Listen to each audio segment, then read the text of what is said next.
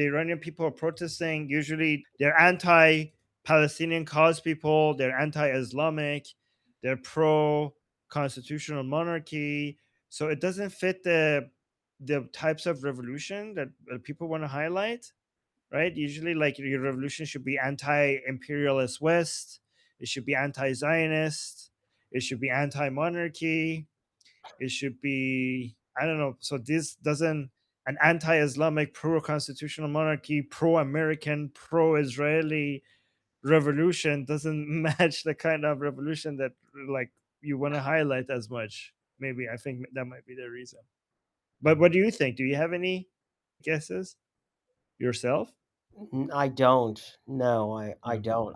I'm that's as good of a reason as any. I've just been mystified because for 46 years we've been waiting for this to happen, and it's finally happening, and it's No. just all quiet.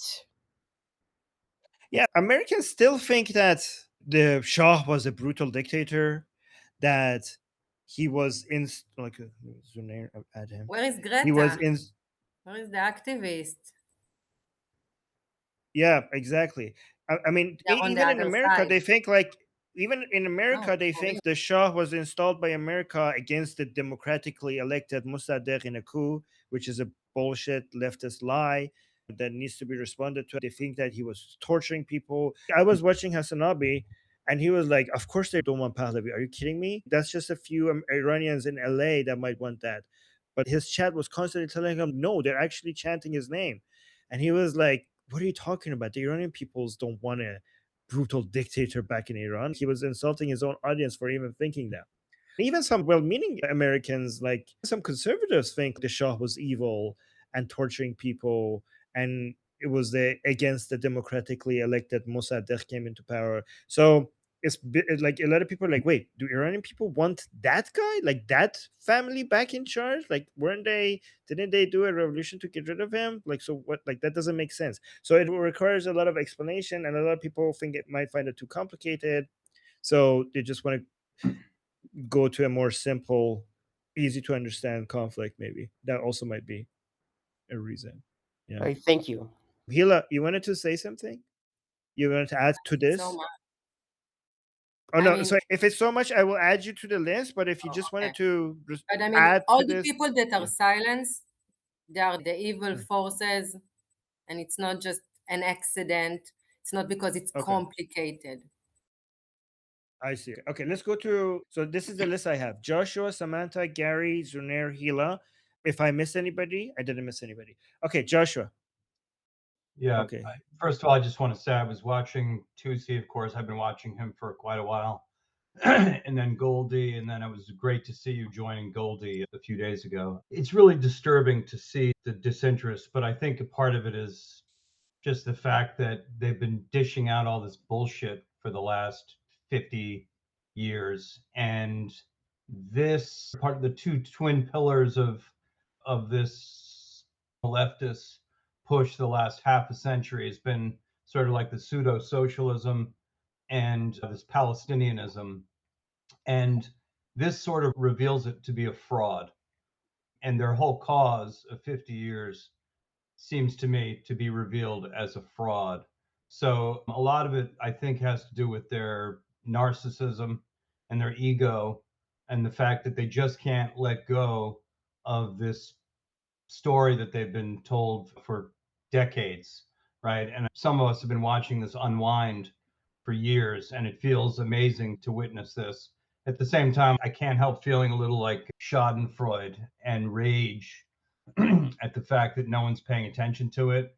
And that you have, like, on the one hand, you have in Gaza, for example, it's just enough for them to get false information from Hamas and report the news, but it's not enough. Somehow they can't get any information out of Iran, and they're not reporting. And the BBC, I think, just reported that they're not reporting because they can't get any reliable information. Suddenly, they can't report. So anyway, I'm very cynical about it all. I think a lot of it has to do with this leftist narcissism that has been such a virus for the last couple decades, and it's all coming to a head. Yeah, and the BBC was actually inviting people to explain why Princess of Pahlavi is not the right choice for the Iranian people, It's none of and their right in the middle of business. this revolution, which is insane. Well, I'm very grateful to Armen and Goldie and Tulsi for reporting because otherwise I wouldn't know what was going on. There was one person that I don't have on my list because when the raise hand icon came up, there was so many hearts in front of it that I couldn't read the name. So I have Samantha, Gary, Zunair. Oh, it was Yusuf. Okay, fantastic. Yusuf. So right now I have Samantha, Gary, Zunair, Hila, Yusuf, Daniel, and then Alex. So Samantha. I want Oh, to know more, like, yeah, what's the deal with Masih Alinejad?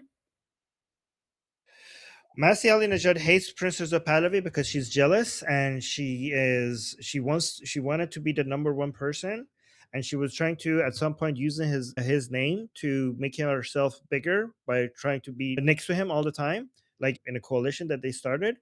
And at some point it was obvious what she's doing. She was just trying to use him as a ladder to become more important. And also she has been talking to cessationist people sitting next to her, and that's an unforgivable crime according to like What is based on Iranian cessationist? people are very. Yeah, so Masih Alinejad has been sitting and supporting certain Kurdish cessationist people, right? So that is You mean unforgivable separatist? to a lot of Iranian. Oh, sorry, yeah, separatists. Isn't that the same thing? Am I saying it wrong?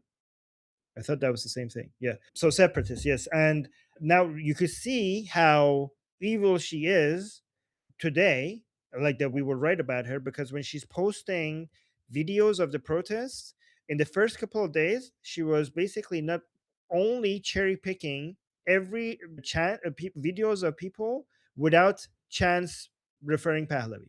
Like the most of the chants that we were getting had Pahlavi or Javicho in it, but Masih Alinejad was posting them on her Instagram and X account, selecting only the ones that did not have that, like basically trying to censor the voice of Iranian people.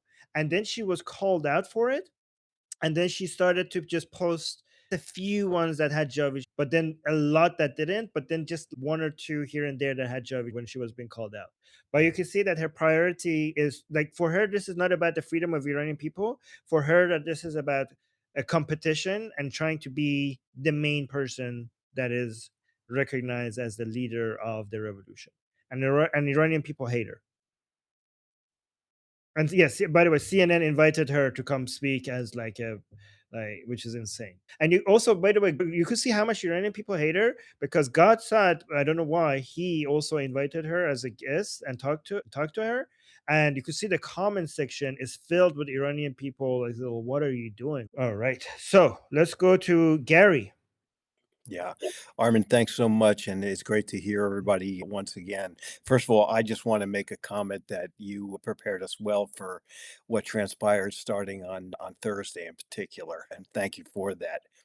This is really, as I shared in that note to you, and then I sent it to the rest of the group. This is the equivalent of watching the Berlin Wall fall and then cutting to a golf tournament. This is a moment that will be looked at in history very, very closely. And if people instead wanted to watch MTV or something else rather than watch what's really going on, they're going to have regrets about that, as this unfolds.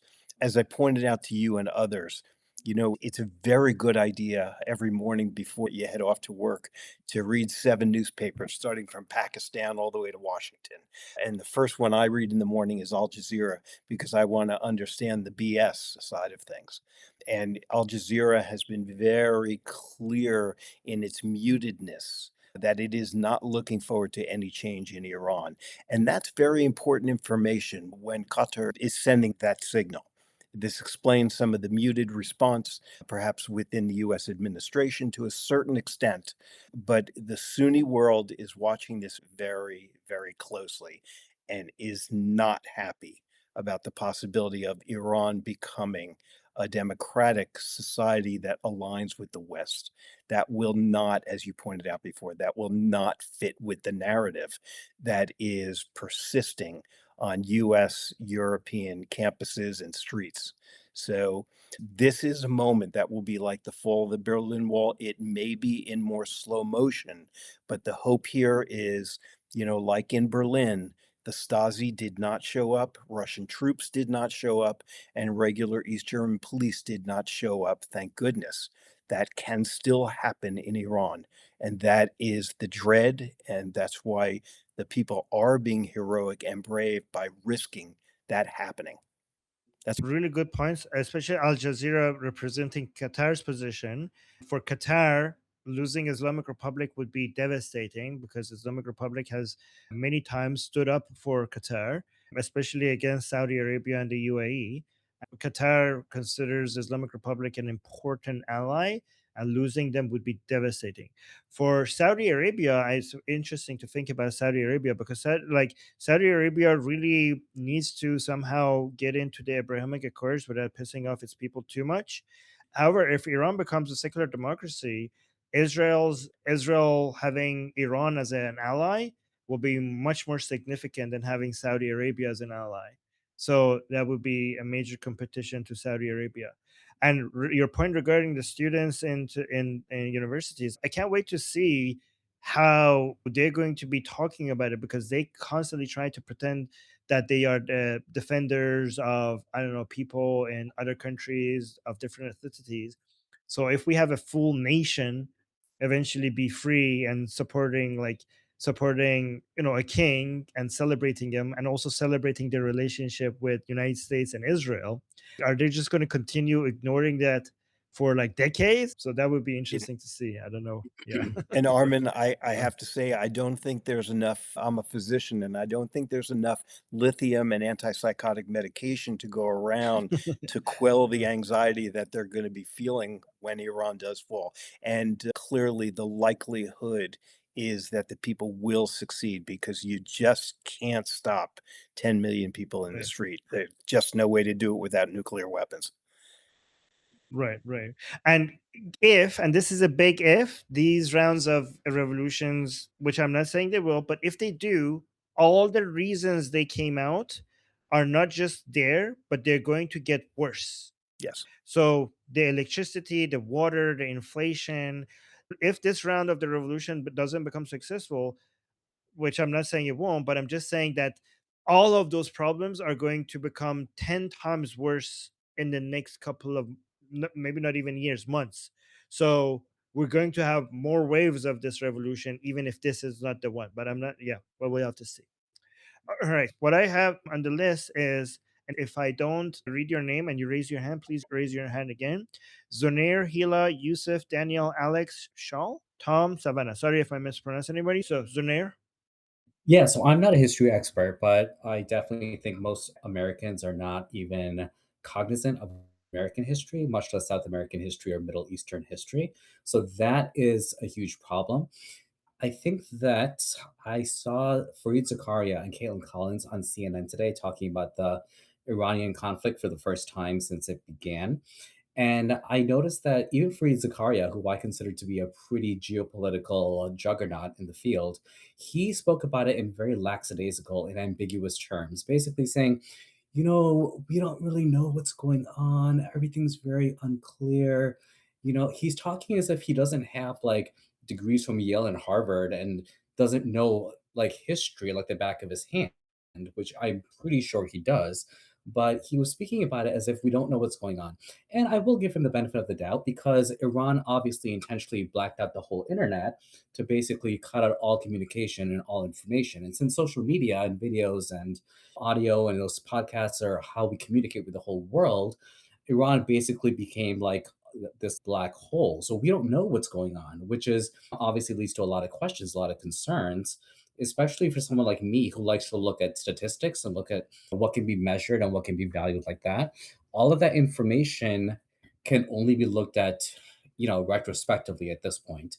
But I do think that there is a lot going on, but we also know a lot about the history. So for Fareed Zakaria and Caitlin Collins to talk about it as if it's like this new thing they've never heard about, they don't know about the history of Iran, which is what I would probably argue. Like I said, I'm not a history person, but I would argue is a pretty prominent part of the Middle Eastern not just geography, but also the political implications in terms of its location.